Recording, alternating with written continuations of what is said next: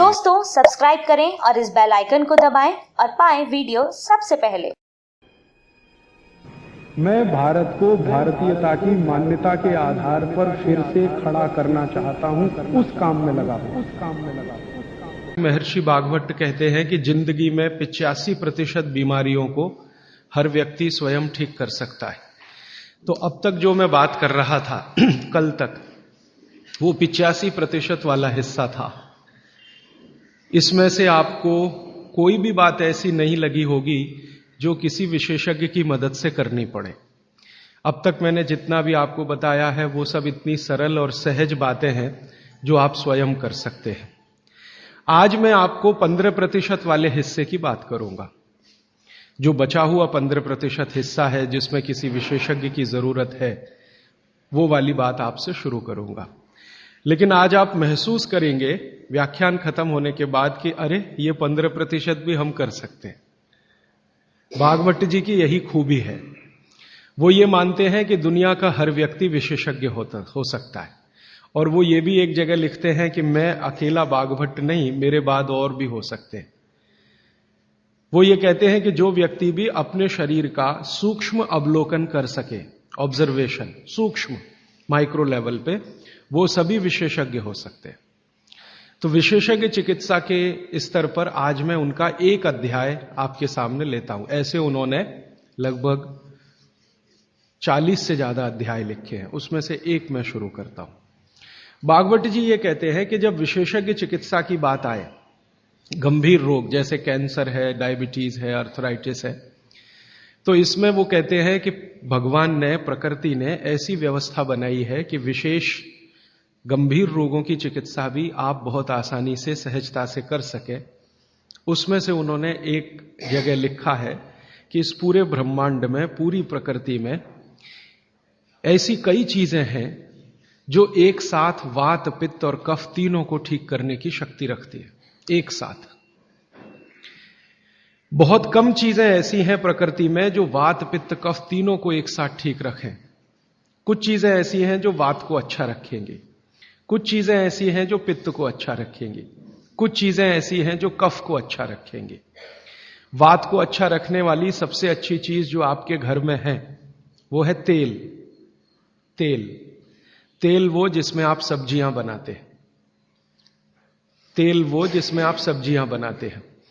तो सबसे अच्छी चीज वो बोलते हैं कि तेल है, जो वात को हमेशा समभाव में रखता है, समानता में रखता है, वात को बढ़ने नहीं देता। लेकिन उन्होंने एक शब्द पर जोर दिया है कि तेल का माने शुद्ध तेल।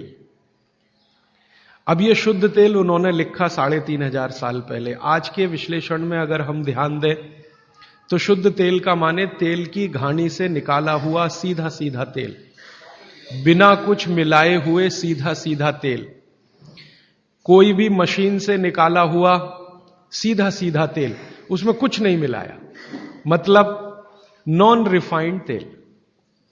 नॉन रिफाइंड तेल। अगर आप तेल खा रहे हैं तो भागवत जी का निवेदन है कि आप तेल शुद्ध खाइए, माने रिफाइंड तेल मत खाइए, डबल रिफाइंड तेल मत खाइए। अब आप कहेंगे जी क्यों नहीं खाएं, डॉक्टर तो यही बोलते हैं कि रिफाइंड खाओ, डबल रिफाइंड खाओ तो आपको हृदय घात नहीं आएगा, वगैरह वगैरह। ये जो रिफाइंड तेल है, मैंने इनको देखा है कैसे रिफाइंड किया जाता है। आप भी देख लें, कभी मौका मिले तो बहुत अच्छा होगा। किसी भी तेल को रिफाइंड करने में 6 से 7 केमिकल इस्तेमाल होते हैं और डबल रिफाइंड करने में 12 से 13 केमिकल इस्तेमाल होते हैं। वो सब केमिकल मनुष्य के द्वारा बनाए गए हैं प्रयोगशाला में। भगवान का बनाया हुआ एक भी केमिकल तेल को रिफाइंड नहीं कर सकता। भगवान का बनाया हुआ माने प्रकृति का दिया हुआ, जिसको आप अंग्रेजी में कहते हैं ऑर्गेनिक। ऑर्गेनिक एक भी केमिकल नहीं है जो तेल को साफ कर सके, एक भी केमिकल दुनिया में नहीं।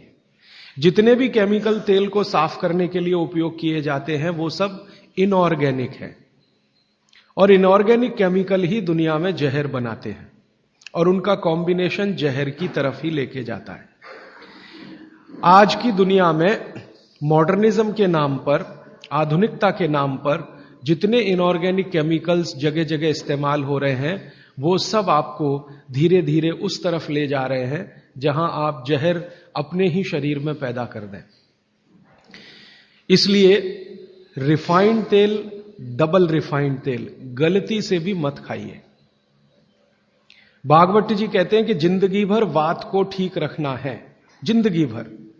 तो वात को ठीक रखने के लिए सबसे सरल चिकित्सा वो बोलते हैं वो तेल का ही है।